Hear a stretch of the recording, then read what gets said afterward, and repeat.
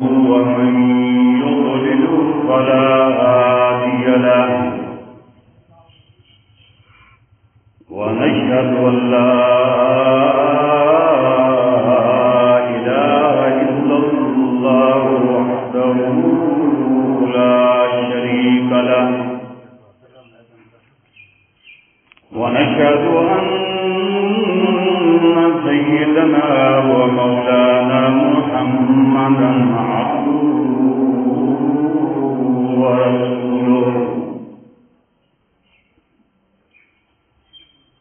أما بعد فأعوذ بالله من الشيطان الرجيم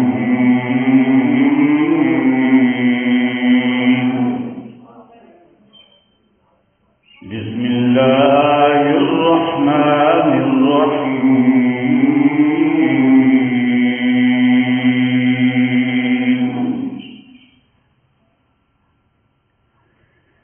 إن في خلق السماوات والأرض واختلاف الليل والنهار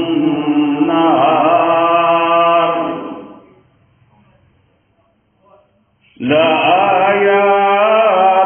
لأولي الألباب الذين يذكرون الله قياما وقعودا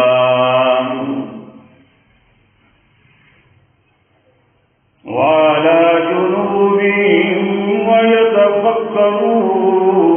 في خلق السماوات والأرض ربنا ما خلقت هذا باطلا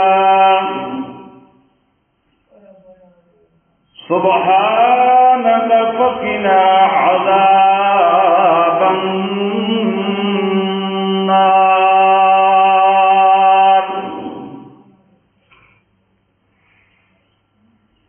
ربنا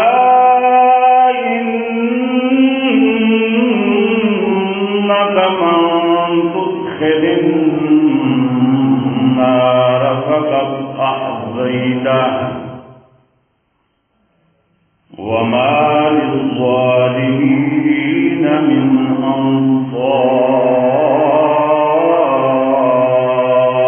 أنصار.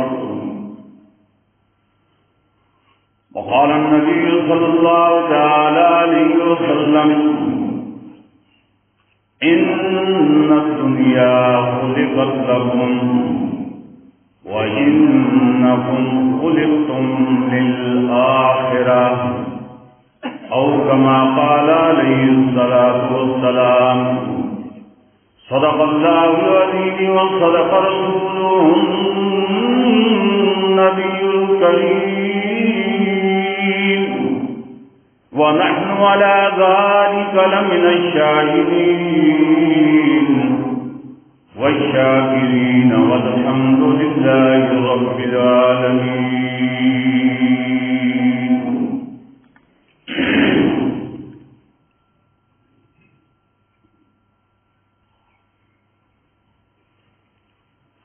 اللہ رب العزت انسانوں کے لیے اللہ کی پہچان، اللہ کی معرفت اتنی ضروری ہے کہ جس قدر جینے کے لیے پانی بلکہ اس سے بڑھ کر ہوا کی ضرورت ہے، بلکہ اللہ رب العزت کی معرفت اور پہچان انسان کے لیے ہوا کی اتنی ضرورت نہیں جتنی اپنے خالق مالک رازق کی پہچان اور معرفت ضروری ہے.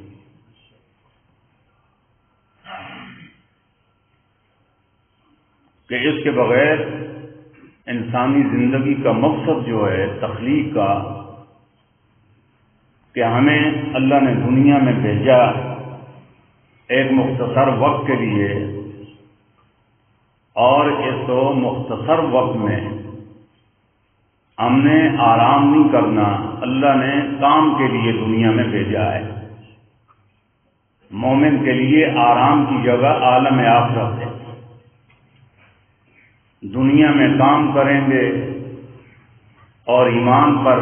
مر کر کے جنت میں آرام ہی آرام کریں گے، وہاں کوئی ادنا معمولی ٹینشن نہیں ہوگی۔ حتیٰ کہ بخاری و مسلم کی روایت ہے، اللہ کے رسول صلی اللہ علیہ وسلم نے فرمایا کہ جنت میں ہفتے بعد ایک دن جنتیوں کا بازار لگا کرے گا۔ جس طرح ہفتے بعد آپ یہاں ہر محلے کے اور مختلف ڈھوکوں سے اکٹھے جمع ہوتے ہیں، ایک دوسرے کو دیکھنا نصیب ہو جاتا ہے، مصافحہ کر لیتے ہیں، حال احوال لے لیتے ہیں۔ یہی وجہ ہے کہ یہ جمعے بھی ایک جنت کے اسی بازار کا منظر ہے، اور یہی وجہ ہے کہ شریعت کے اندر مطلوب یہی ہے کہ اگر شہر بھی ہو اور ممکن ہو ایک جگہ لوگ سنبھال سکیں تو پورے شہر کے لوگ تمام محلوں کے جمع ہو کر جمعہ ایک جگہ پڑا جائے۔ کئی حکمتیں، تو جنت میں بھی بازار لگا کرے گا، اور وہاں یار بیٹی دوست احباب مسلمان ایک دوسرے سے ملاقات بھی کیا کریں گے۔ اسی میں اللہ کے رسول صلی اللہ علیہ وسلم نے فرمایا کہ وہ بازار حسن ہوگا، وہاں حسن و جمال کی تقسیم ہوگی ہر ہفتے، کہ اس میں اب اس کا تو دنیا میں تصور بھی نہیں کر سکتے جو جنت کا حسن و جمال ہوگا، لیکن اللہ کے نبی اور اسی کو بخاری جلد ثانی میں بھی ذکر کیا ہے، مشکات جلد ثانی میں، کہ جنتی دیکھیں گے حیران ہوں گے وہاں جو خوبصورت تصویریں ہوں گی، ایک ایک کو حیرت سے دیکھے گا کتنا حسن ہے اس تصویر میں، اور کسی تصویر پر اس کی نظر اٹک جائے گی کہ یہ تصویر ساری خوبصورتیں ہیں لیکن اس سے بڑھ کر کوئی خوبصورت نہیں، بس صرف یہ جذبہ پیدا ہوگا تو اللہ اسی تصویر کے مطابق اس کا چہرہ بنا دے۔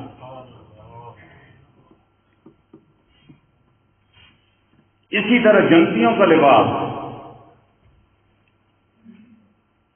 کہ یہ تو سمجھانے کے لیے اللہ کے نبی نے یا قرآن میں آیات میں جنت کی جو بہاریں ذکر کی ہیں،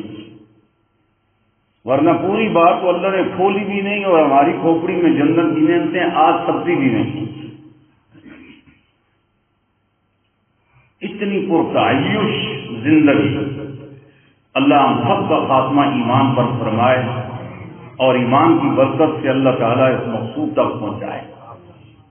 اب میں ٹینشن کی بات کر رہا تھا کہ ایک جنتی جب دوسرے سے ملے گا اس بازار میں،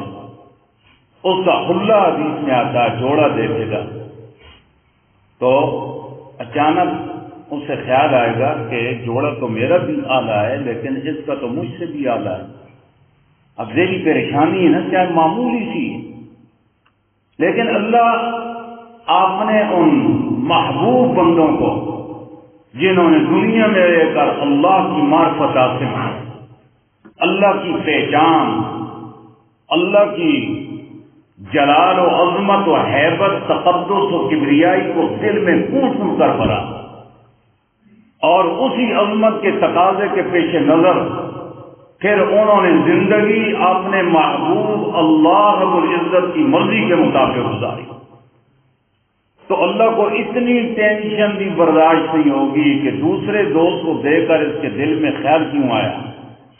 کہ اس کا جوڑا مجھ سے قیمتی ہے، اچانک نظر پڑے گی تو اپنا جوڑا اس سے بھی قیمتی نظر آئے گا۔ تو اللہ کی معرفت میں عرض کر رہا ہوں کہ یہ انسانی زندگی کے لیے آکسیجن، سانس، ہوا اتنی ضروری نہیں جتنی اپنے مالک، اپنے خالق، اپنے رازق، اپنے محسن، اپنے منعم کی پہچان، اسی پہچان کو قرآن کی اصطلاح میں معرفت الہی کہتے ہیں۔ اللہ کو پہچان کیوں؟ سیدھی بات ہے کہ جب کسی کی پہچان ہو جاتی ہے، فرض کرو ایک مثال کہ ایک آدمی کسی جرم کی بنیاد پر جیل میں گل سڑ رہا،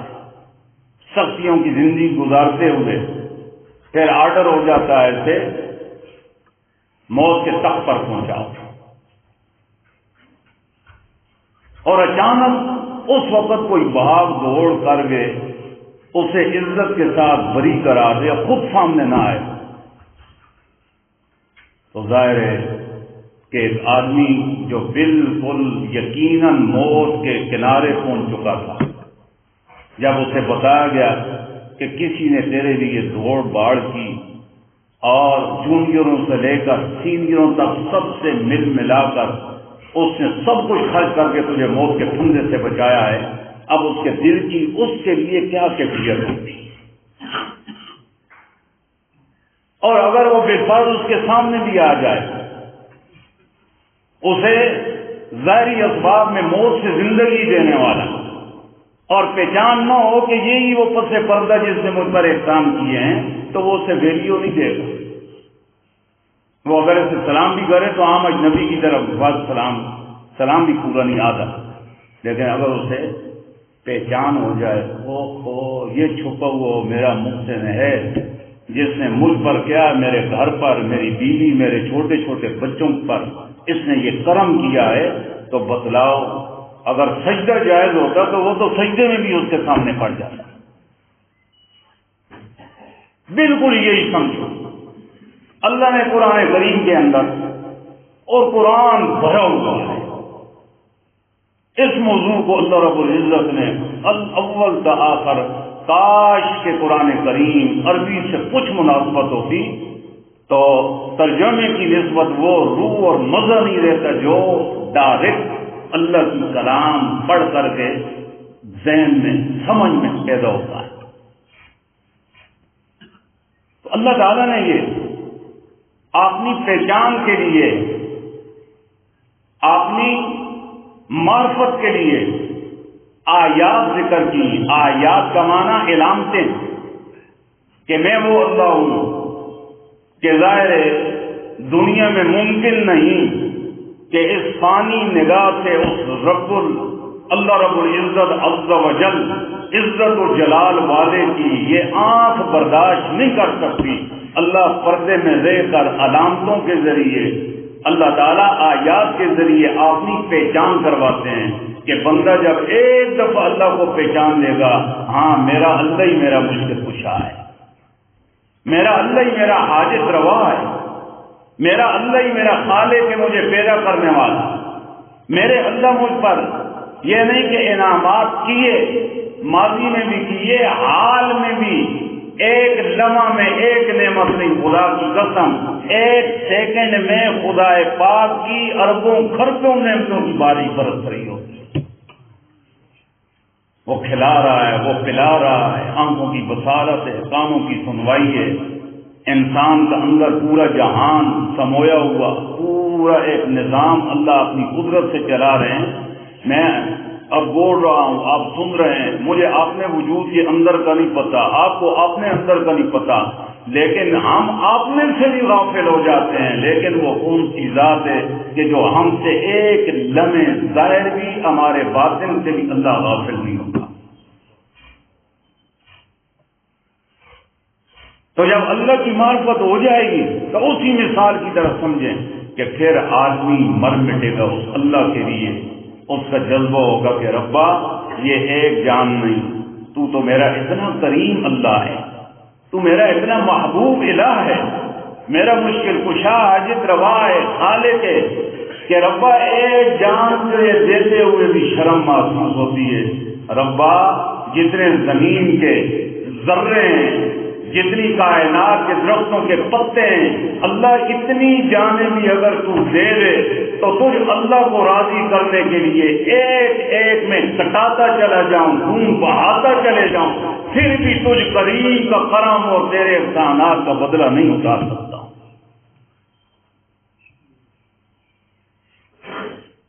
اس لیے حضرات مفسرین اور خصوصاً ماضی قریب کے ہمارے اکابر میں امام التفسیر مولانا حسین علی الوانی رحمۃ اللہ علیہ، جو فنا فی القرآن تھے اور جن کے بڑے بڑے قرآن کے ماہرین شاگردوں میں بھی حضرت شیخ القرآن مولانا غلام اللہ خان رحمہ اللہ دیکھے، بڑے بڑے، اور وہ تو فنا فی القرآن تھے۔ انہوں نے قرآن کریم کی ان آیات کہ اپنی پہچان اور معرفت کے لیے جو اللہ نے قرآن میں نشانیاں ذکر کی ہیں، ان کی دو قسمیں ذکر کی ہیں۔ ایک کو آیات آفاقی، آفاق کہتے ہیں انسان کے بار بار جو کچھ نظر آتا ہے، دائیں بائیں آگے پیچھے اوپر نیچے۔ قرآن کریم کے اندر سینکڑوں مرتبہ کوئی بھی قرآن کا موضوع چل رہا ہوتا ہے، پھر اللہ اپنی پہچان کرواتے ہیں، مجھے پہچانو پہچانو مجھے پہچانو۔ جب پہچان لیا تو پھر تمہارے لیے گرمیوں کی مختصر راتوں میں صبح اٹھنا مشکل نہیں رہے گا۔ مجھے پہچان لیا تو پھر تمہارے لیے گناہوں کی گندگیوں سے بچنا یہ گراں اور مشکل نہیں ہوگا۔ میری معرفت پیدا ہو گئی تو میرے نام پر مال لٹانا تو درکنار، جان لٹانے میں بھی تمہیں مزہ آئے گا۔ مجھے پہچانا تو آیات آفاقی، انسان کے دائیں بائیں نشانیاں ہیں، چاروں طرف نشانیاں ہیں، ان نشانیوں سے اللہ کی پہچان معرفت پیدا ہوتی ہے۔ اور دوسری آیات نشانیاں وہ ہیں انفسی، انفس نفس جان کو کہتے ہیں۔ یعنی اللہ تعالیٰ نے پھر قرآن کریم کے اندر فرمایا اگر کوئی اتنا ہی اندھا ہے، کوئی اتنا ہی کہتا ہے میں بہت بزی ہوں، میں بہت مصروف ہوں، میرے پاس وقت نہیں کہ میں سر اٹھا کر آسمان کی نشانیوں کو، زمین کی دائیں بائیں کی دیکھ سکوں، اللہ نے فرمایا مر، چاہے وہ کتنی آنکھیں بند کرے تو اپنی ذات سے تو جدا نہیں ہو سکتا نا، جدھر جائے گا تیری جان ساتھ ہی ہے۔ تو مجھ اللہ کو پہچاننا ہے تو اپنے سر سے لے کر پاؤں کے اندر غور کرو گے تو وہاں بھی میری قدرت کے جلوے نظر آئے۔ انہیں آیات انفسی کہتے ہیں۔ پھر آیات آفاقی، اس کی بھی حضرات مفسرین نے دو قسمیں کی ہیں۔ انسانی جان سے باہر میں قدرت کی نشانیاں، ایک آیات آفاقی سماوی، اللہ تعالیٰ نے اپنے کو منوانے کے لیے، اپنی کبریائی اور تقدس اور بڑائی کو تسلیم کروانے کے لیے اور اپنی پہچان کے لیے اللہ نے آسمانی نعمتوں کو شمار کیا ہے، وہ نشانیاں ذکر فرمائیں۔ اور دوسری قسم ہے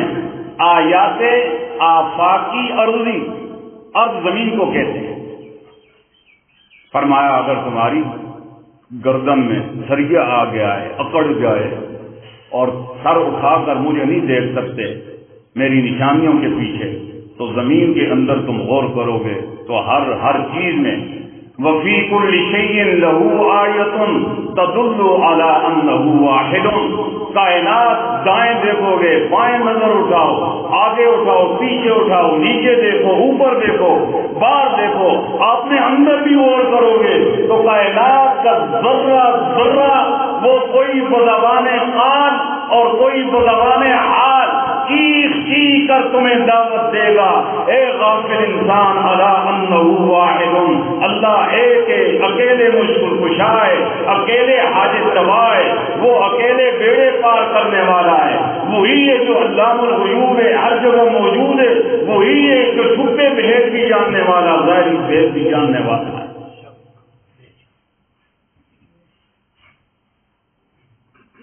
اور پھر اللہ نے یہ اپنی معرفت کی آیات پورے 30 باروں کے اوراق میں جا بجا موتیوں کو بکھیر دیا۔ اب جس طرح یہ سورہ آل عمران کی چند آیتیں ہیں جس میں آیات آفاقی اور آفاقی میں بھی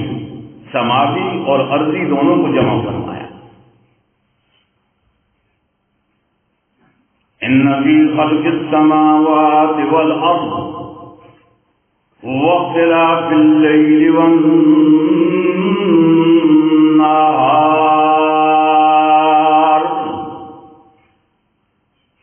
یقیناً زمین و آسمان و زمین کے پیدا کرنے میں، تخلیق میں، واختلاف اللیل والنہار اور رات و دن کے بدل بدل کر آنے اور جانے میں، کبھی دن آ گیا، زور سے اثر مغرب سورج غروب ہو گیا، رات آ گئی، رات بیت گئی، پھر صبح سویرا شروع ہو جاتا ہے۔ لآیات لأولی الالباب، اللہ فرماتے ہیں آسمانوں میں اور کرو، زمین میں کرو گے، رات اور دن کے آگے پیچھے آنے میں ایک نہیں، لآیات یقیناً نشانیاں ہی نشانیاں ہیں، کن کے لیے؟ لأولی الالباب، عقل والوں کی، جو اپنی عقل کا استعمال خدا پاک کے تخلیقی مقصد کے مطابق استعمال کریں گے۔ اس سے بھی معلوم ہوا اللہ کی نظر میں عقل والے ہے ہی وہ ہیں کہ جو اللہ کی معرفت رکھتے ہیں، جو اللہ کو پہچانتے ہیں۔ لأولی الالباب، سمجھ بوجھ والے، عقل والے۔ معلوم ہوا ہم یہ کہتے ہیں بڑا دانا ہے، بڑا عقل مند ہے، مال و دولت کماتا ہے، بزنس کو ترقی دے دی یا ڈگریاں حاصل کر لی، لیکن ظالم نے ہڈی کی کھال اتار لی، بال کی کھال اتار لی، ہندی کی چندی اتار لی، بلکہ اتنی ترقی کی کہ آسمانوں کیا وہ چاند تک پہنچ گئے، لیکن بدبختوں نے چاند اور اس کائنات کو پیدا کرنے والے کو جو نہ پہچان سکا، وہ اللہ کی نظر میں بد عقل ہے، بدلے سکے۔ عقل والا وہ ہے جو زمین و آسمان اللہ کی ان قدرت کی نشانیوں میں غور کرتا ہے، خوض کرتا ہے، سوچتا ہے، تو اس کے پیچھے اللہ رب العزت کے جلوے اسے نظر آتے ہیں۔ حکیم علامہ حضرت تھانوی رحمہ اللہ فرماتے ہیں جس طرح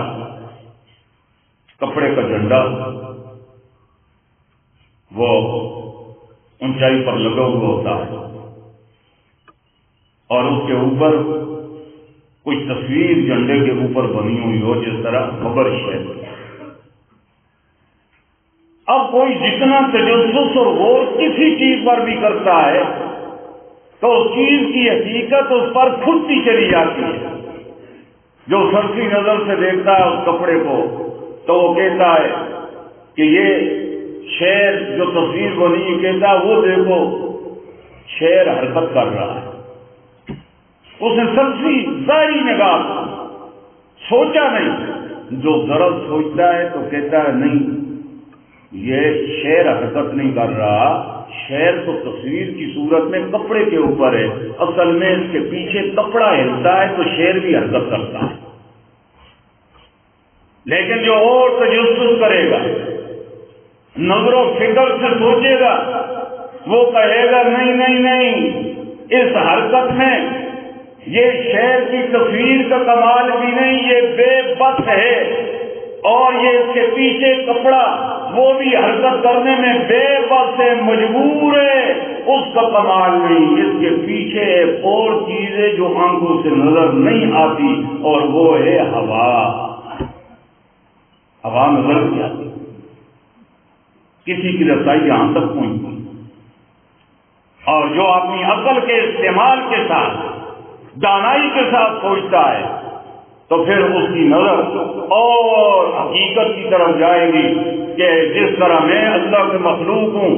زمین اللہ کی مخلوق، آسمان مخلوق، اور کائنات کا کوئی ذرہ ادھر سے ادھر سرک نہیں سکتا اللہ کی مرضی کے بغیر، تو یہ ہوا کچھ نہیں، ہوا کی مرضی نہیں، ہوا خود نہیں حرکت کر رہی، اس کے پیچھے وہ چھپی ہوئی ذات ہے جسے اللہ کہتے ہیں، وہ ہوائیں چلاتا ہے۔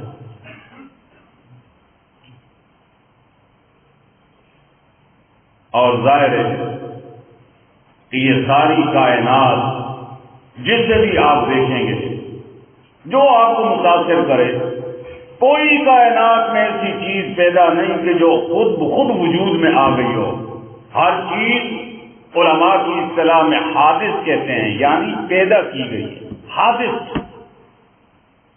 اور یہ سلسلہ چاہے وہ بلند ترین آسمان ہو، جو ایکل پہاڑ ہو، وسیع زمین ہو، چاہے وہ سمندر کی موجیں ہوں، ہوائیں ہوں، طوفان ہو، بارشیں ہوں، جتنی بھی چیزیں ہیں آپ دیکھیں گے سب حادث ہیں، سب پیدا کی گئی ہیں۔ اب ظاہر ہے ایک ذات پر یہ سلسلہ ختم ہو جائے گا جو حادث نہیں، پیدا نہیں کیا گیا، بلکہ وہ ہمیشہ سے ہے، ہمیشہ رہے گا۔ کیونکہ معاذ اللہ قرآن سے ہٹ کر کے بھی عقلی طور پر بھی سوچے، اگر کوئی کہے کہ نہیں اللہ رب العزت بھی وہ حادث ہیں، پیدا ہوئے ہیں، تو ظاہر ہے پیدا کرنے کے لیے، پیدا ہونے کے لیے پیدا کرنے والا ضروری ہوتا ہے۔ یہ مسجد کی تعمیر کھڑی ہے، کوئی یہ نہیں کہتا کسی نے شب ڈالی تو مسجد کھڑی ہو گئی، اس کے بنانے والے تو معاذ اللہ جو دیریے خدا پاک کی ذات کے ممکن، ان سے بھی عقل استعمال کریں کہ اگر اللہ تعالیٰ بھی دوسری چیزوں کی طرح پیدا ہوا ہے تو پیدا کرنے والا پھر ضرور ہوگا، اللہ کو بھی معاذ اللہ۔ اور اگر اللہ کو کوئی پیدا کرنے والا ہے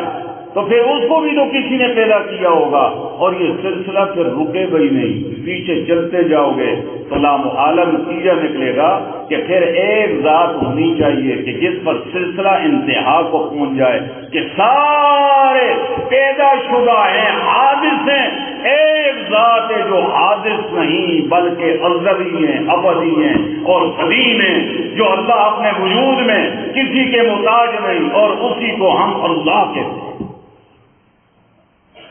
اسی کو الہ کہتے ہیں۔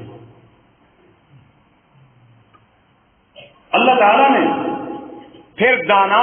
عقل والے جو زمین و آسمان اللہ کی قدرت کے ان نظاروں میں غور کر کے اپنے اللہ تک رسائی حاصل کرتے ہیں، اللہ نے ان کا وصف بھی بیان کیا، وصف بھی الذین یذکرون اللہ قیاما وقعودا۔ عقل والے کون لوگ ہیں؟ فرمایا وہ لوگ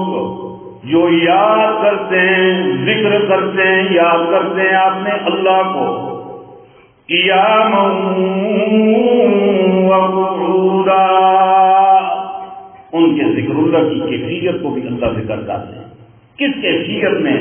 اللہ کو یاد کرتے ہیں؟ فرمایا کہ اللہ کی یاد کے لیے نماز نہیں کہ کپڑے پاک ہوں، قبلے کی طرف منہ کریں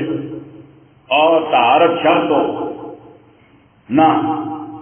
ذکر اللہ کو یاد کرنا اتنا ضروری، اتنا عام ترین ہے کہ فرمایا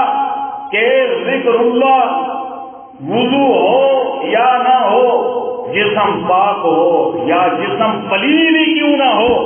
ہر حال میں یذکرون اللہ کو یاد کرتے ہیں۔ اور کس طرح قیاما وقعودا، چاہے وہ کھڑے ہیں تو تب بھی اللہ، بیٹھے ہیں تو تب بھی اللہ، وعلی جنوبہم، اور جب اپنے آرام کے بستروں پر لیٹ جاتے ہیں تو اللہ کو یاد کرتے کرتے ان کی آنکھ لگ جاتی ہے۔ یہ ہیں عقل والے اللہ کی نظر میں، یہ ہیں دانا۔ اور دوسرا وصف ان کا یہ ہے کہ وہ گدے کی طرح آنکھیں بند نہیں کرتے، وہ چلتے پھرتے اللہ کے جلووں کا نظارہ کرتے ہیں، اللہ کی مخلوق میں غور و خوض کر کے۔ وَيَتَفَكَّرُونَ فِي خَلْقِ السَّمَاوَاتِ وَالْأَرْضِ، اور میرے معبود عقل والے سوچتے ہیں، تفکر کرتے ہیں زمین و آسمان کی تخلیق میں، اور جب اللہ رب العزت کی وسیع اور بلند آسمانوں میں اللہ کا جلوہ نظر آتا ہے تو بے اختیار ان کی زبان پر یہ الفاظ آ جاتے ہیں، ربنا ما خلقت هذا باطلا، اے ہمارے رب جو کچھ تم نے کائنات میں پیدا کیا ہے یہ بے فائدہ پیدا نہیں کیا ہے۔ کیا ہمیں جڑی بوٹیوں میں، حشرات الارض میں، کیڑے مکوڑوں میں کئی دفعہ وسوسہ آتا ہے اس میں پیدا کرنے کی ضرورت ہے، لیکن اللہ والے فرماتے ہیں رب جو کچھ کائنات میں تم نے پیدا کر کے پھیلا دیا، فضاؤں میں بکھیر دیا، فرمایا ما خلقت هذا باطلا، یہ چیزیں تم نے بغیر فائدے کے نہیں پیدا کی، سبحانک فقنا عذاب النار،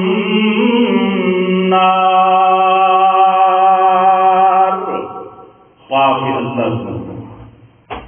اور پھر اللہ والے آخرت جو ان کا منظر ہے ڈرتے ہوئے ان کی خصوصی دعا ہوتی ہے، فقنا عذاب النار، ربا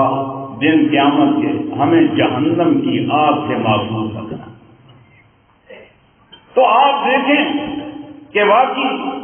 جو اللہ نے قرآن میں اولو الالباب داناؤں کا یہ عقیدہ کہ ربنا ما خلقت هذا باطلا، آج کائنات کی کوئی چیز بھی اگر ریسرچ کریں، اب سانپ اور بچھو کتنے موذی ہیں لیکن کتنی بیماریاں ہیں ان کا دنیا میں سانپ اور بچھو کے زہر کے علاوہ علاج کوئی نہیں ہے، سب جانتے ہیں، پتہ ہے، باقاعدہ سانپ پالے جاتے ہیں لیبارٹریوں کے اندر، ان کے زہر نکالے جاتے ہیں، کئی بیماریاں ہیں ویکسین ان کی سانپ کے زہر سے تیار ہوتی ہے۔ میرے استاد محترم حضرت شیخ الحدیث والتفسیر مولانا عبدالسلام صاحب رحمہ اللہ حضروں والے فرماتے تھے ان کے استاد یہ ٹیپسلے کے ساتھ سمو گاؤں، ٹیپسلے کے حکیم، پوری گاڑ والے حکیم، یہ سارا ایک خاندان ہے، آپس میں بھائی تھے۔ یہ سمو والے استاد مولانا محمد جان صاحب رحمہ اللہ جو قرآن میں شاگرد تھے امام التفسیر مولانا احمد علی لاہوری رحمہ اللہ، قرآن ساری زندگی انہوں نے پڑھایا اور حکمت میں بادشاہ علم طب کے۔ اب استاد فرماتے تھے ایک دفعہ جب ہم پڑھتے تھے دیکھا کہ ایک مریض کا علاج کیا، کچھ اندر زہریلی مرض تھی لیکن فائدہ نہیں ہوا، کہا تیرا علاج میری سمجھ میں آیا، ایسا کرو کہ ایک چوزا ذبح کر کے اسے صاف کرو پورا سالم، اور کوئی چھتا تلاش کرو، یہ بھیڑ کہتے ہیں ایسے تربوری آدمی تو میں کچھ اور بھی کہتے ہیں فرینڈس ہوتا ہے ڈبوس کے بدل ڈبو کو یہ استادوں کا دیکھا آنکھوں دیکھا واقعہ، اور قرآن کہہ رہا ہے، اللہ سکھلا رہے ہیں کہ رب نے تمہاری کام کے لیے چیزیں پیدا کی ہیں، چاہے تمہیں وہ فضول نظر آتی ہیں، اس کی زہریلی لا علاج مرض تھا، فرمایا وہ چھتے کے قریب آرام سے باندھ دو اس چوزے کو، پھر کپڑا وغیرہ کر کے بچاؤ کرتے ہوئے انہیں چھیڑو۔ وہ بھیڑوں کو چھیڑا تو وہ سارے ذبح شدہ گوشت پوش کا چوزا اس کے ساتھ چمٹ گئے، تو اس کی عادت ہے گوشت پر بیٹھتے ہی دم لگاتی، تو استاد نے کہا یہ کوشش کرو زیادہ سے زیادہ آگے پیچھے سے جگہ جگہ باندھو کہ خوب اس کے اندر زیر جائے، اور اس کے بعد پھر اسی چوزے کا نسخہ انہوں نے تل کر بنایا، اور اللہ نے وہ لاعلاج مرض اس بھیڑ کے زیر کو اللہ نے اس کی بیماری کے لیے تریاق اور شفا بنا دیا۔ ربنا ما خلقت ھذا باطلا، اور باطل ہو بھی کس طرح سکتی ہے؟ اگر اللہ تعالیٰ کو انسان کی تخلیق مقصود نہ ہوتی تو اللہ اس کائنات کو پیدا ہی نہ کرتا۔ اللہ نے یہ ساری کائنات، یہ ساتوں آسمان، ساتوں زمین، یہ بلند ترین پہاڑ، یہ سمندروں کا نظام، یہ غلے، یہ ترکاریاں، اور یہ باغ و بہار، یہ موسم، یہ حشرات الارض، یہ فضاؤں میں اڑنے والے پرندے، جنگلوں میں رہنے والے درندے، سمندروں میں رہنے والی مخلوق، اللہ نے ساری کی ساری انسان کے آنے سے پہلے اس کے لیے پیدا کی، آئے تو پھر یہ اس کی ضرورت میں استعمال۔ اب یہی اللہ کی معرفت کے لیے کتنی بڑی بات ہے۔ سوچتا ہوں کہ اگر چلو اسلام دین کو نکال بھی دو تو انسان تو ہیں نا، چاہے کافر ہے وہ بھی انسان ہے۔ انسانیت اگر ذرا بھی ہو تو اللہ کا تعلق دیکھے۔ حالانکہ میں اور آپ خدا پاک کی طرف دوڑ لگاتے ہیں، راضی کریں تو ہمارا اپنے مفاد کے لیے کرتے ہیں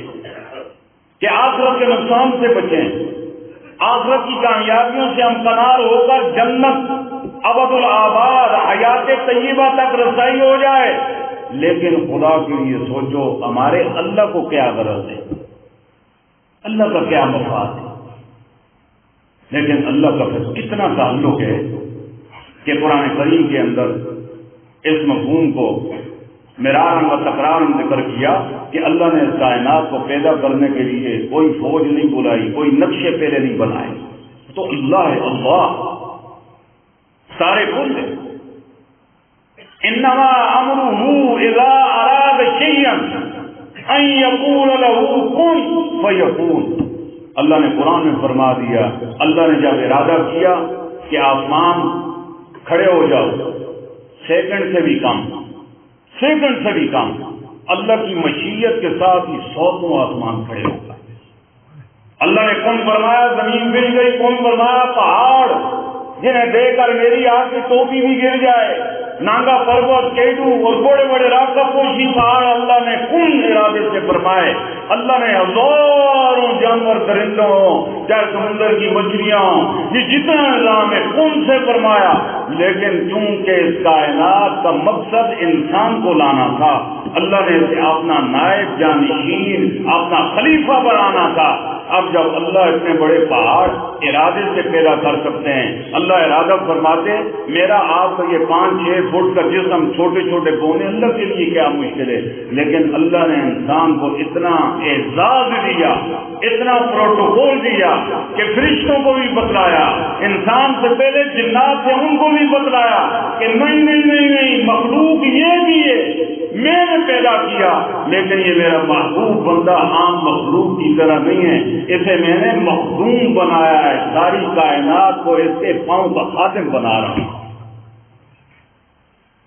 اللہ نے فرمایا میرے بندے 13 نمبر آیا تو خلقت کا بیدیا، تجھے میں ان سے بھی پیدا کر سکتا تھا، لیکن تجھے میں خود خدا نے اپنے دست قدرت سے بنایا۔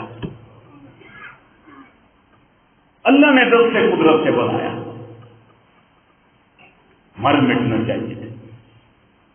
اس رب کریم کا ہمارے ساتھ کتنا ربط ہے، کتنا تعلق ہے، اور اس کو راضی کرنے کے لیے اگر خون نہ بہائیں،